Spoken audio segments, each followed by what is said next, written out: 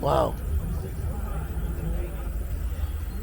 You can't miss this thing coming down the road where it's a bright yellow with the red flames.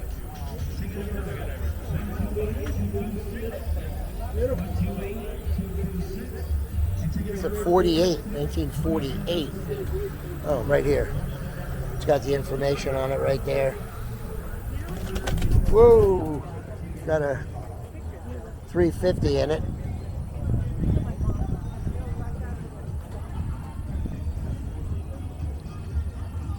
And boy, it looks sharp, huh? I'm gonna bring him up the top. It's sharp. Is this yours? Yeah. The sign fell. I don't know what's going to hold it up. You gotta put it onto the latch. The wind just kind of took it. Should hold it right there. All right, good. Nah, we'll pick it up again. 1948 Hudson.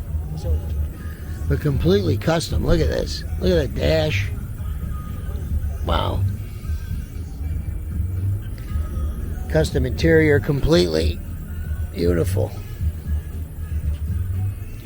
You're not going to miss this coming down the road, though. I'll tell you.